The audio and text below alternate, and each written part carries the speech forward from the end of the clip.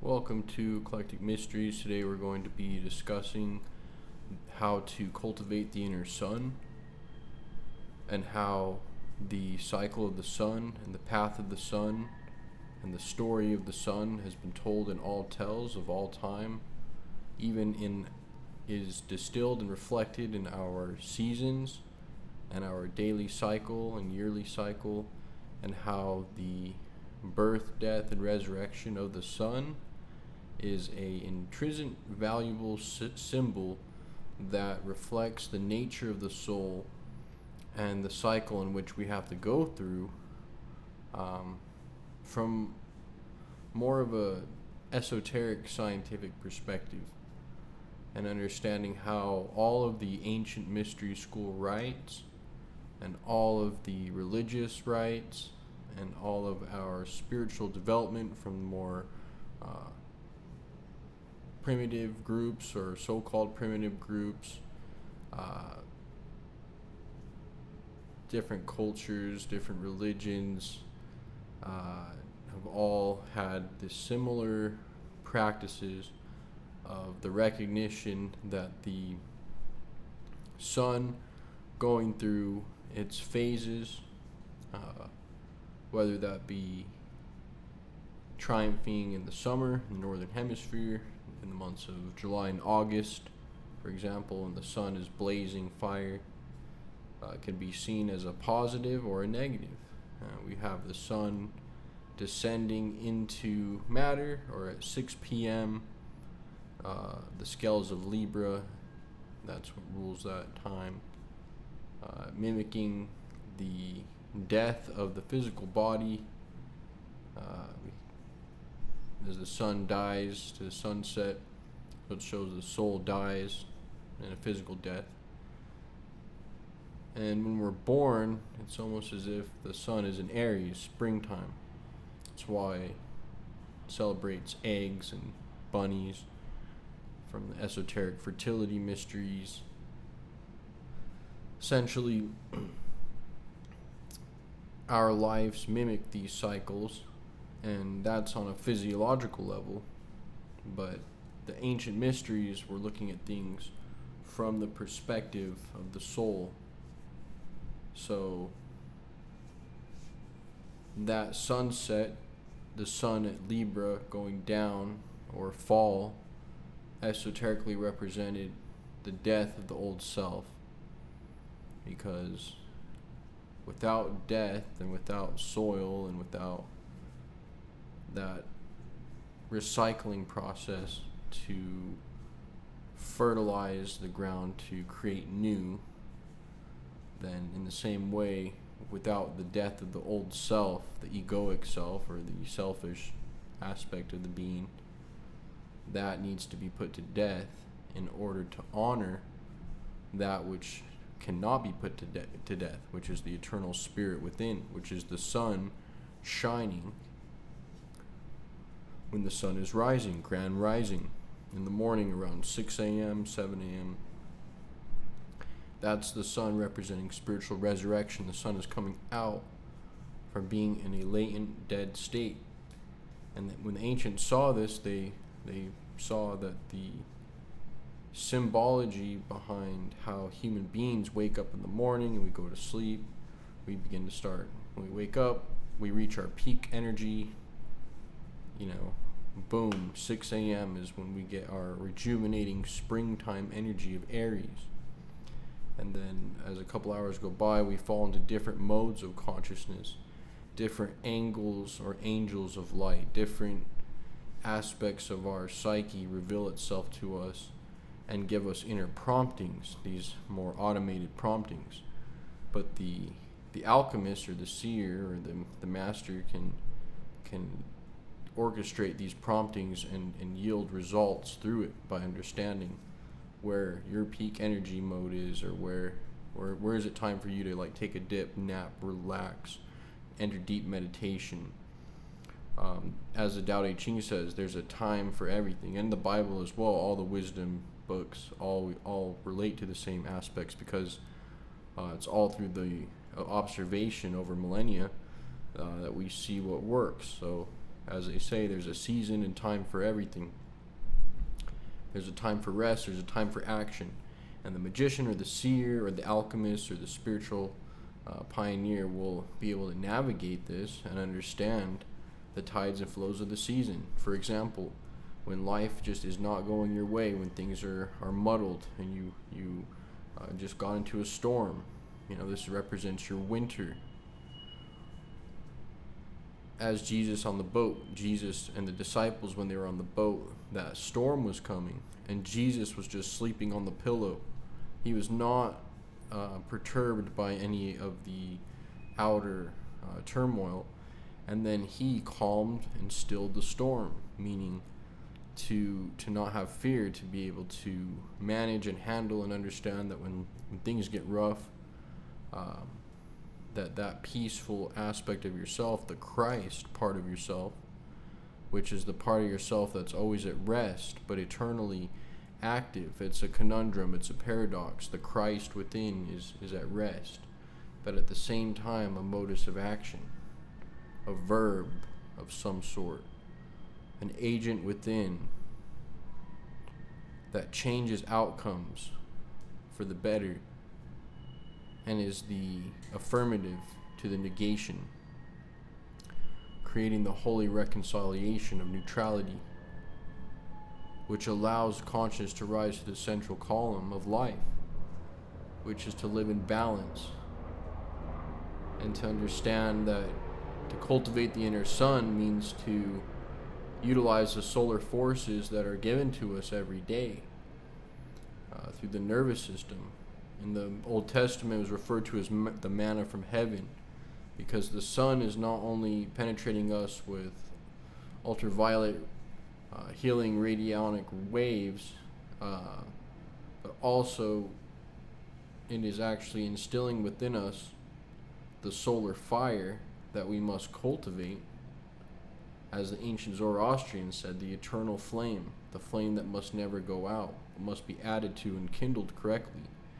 Because every day we can collect some of the solar force, and we can nourish our spiritual body through various aspects of the physical realm. For example, conscious bathing in the sun is better than unconscious bathing in the sun, because you can pull in the cosmic, eternal, intelligent energy rather than just the physical, mechanical energy. That's why the seer is always able to amplify what's already given to us.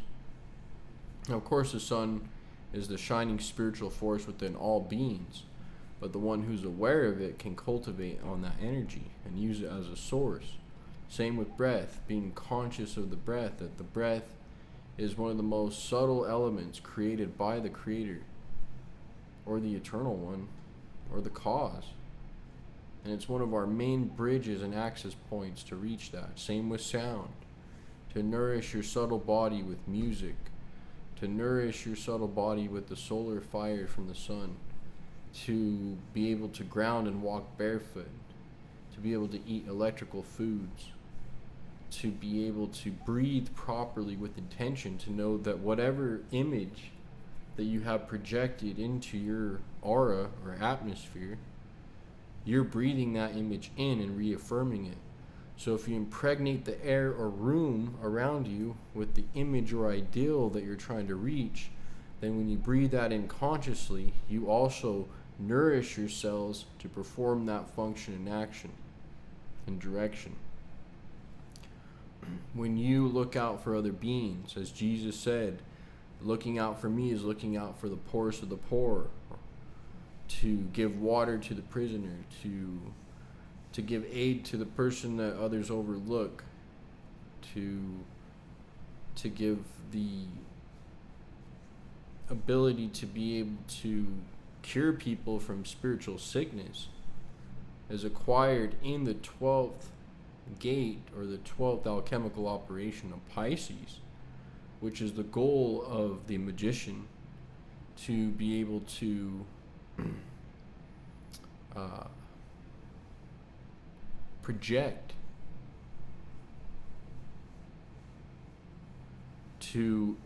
the alchemical gold on a subject and actually create transformation. Remember, this is all allegorical, but at the same time, nonetheless, our words, thoughts, and actions have a direct impact on the physical realm, because this physical realm is just a lower extension or a more dense state of the more spiritual realms, which are more subtle. If we were fully aware and had full access to our mental capabilities here, as some people are able to slow down the atomic and understand that this whole world is made of waves and sound, and be able to transport and teleport and walk through walls. But of course, you have to have your inner sun activated and cultivated. You have to learn how to grow up from the more sensual, lustful, animalistic sexual energy and allow it to be transmuted into more of a loving, divine connection of energy in the heart, a more heartfelt, and transmute that fire. Over time will heat the nervous system in a way that produces a certain vapor, which will be able to be sublimated and nourish this solar body. And this solar body clears the inner clouds and fog of the mind, just as the sun comes out and shines over on a stormy day. So that storm passes when our mind, those clouds disappear. If we become spiritually blind, then we get our sight back, because the Lord within, or the Christ within, is able to reassemble our spiritual vision or reassemble our spiritual hearing. What does it mean to be spiritually deaf, to not be able to react internally through your nervous system, to be able to react and respond to spiritual subtle truths or spiritual subtle moments or situations in which your response is numbed, so you're not responding to it. Your ears are deafened, or you're not able to see beauty or innocence or purity. You can become so darkened that purity is repulsive to you, and you can't even be around the pure.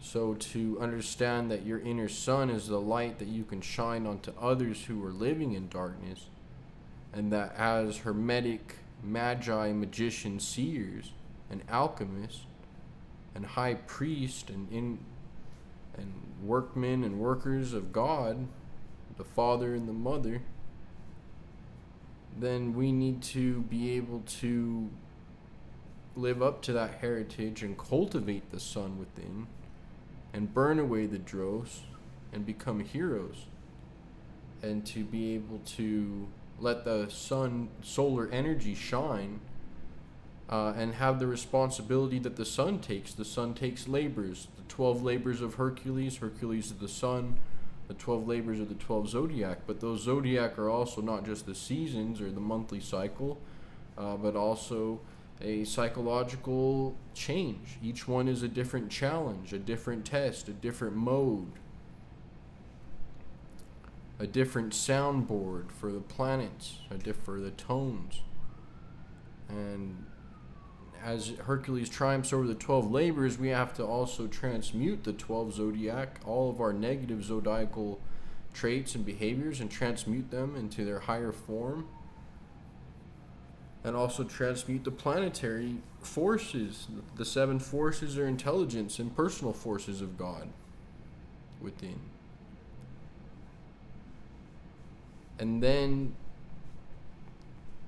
the sun, being that integral part of the entire cosmic drama, is what needs to be resurrected, because our old self dying, we need to put to death the old self to resurrect the new self. And this doesn't just happen when we die physically and we, resurrect in the solar realm or the lunar realm or whatever. A cosmic teaching on conscious continuation after death as a body, a spiritual body. But also a illumination here and now, coming out of death and nullity, coming out of the earth level consciousness into the waters, to allow John the Baptist, which represents the enlightened intellect, to be able to take our consciousness from where it is now and to plunge it into the waters of truth.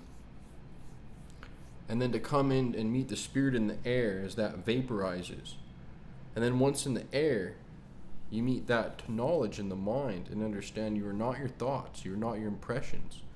Be able to distinguish truth and be able to speak truth and be able to change people's perceptions of how they see life, and you become someone that can actually change someone from doing something that could have harmed themselves or others, to be able to heal other people of their traumas, to be able to it's all about helping others. At the end of the day, we're just here to serve the Creator, and the whole point of alchemy and all these traditions is to gain inner tranquility and peace, to be able to walk upon the waters of life, and to be able to navigate this life with a clear mind, and to have clear intuition, and be able to see beyond the illusions.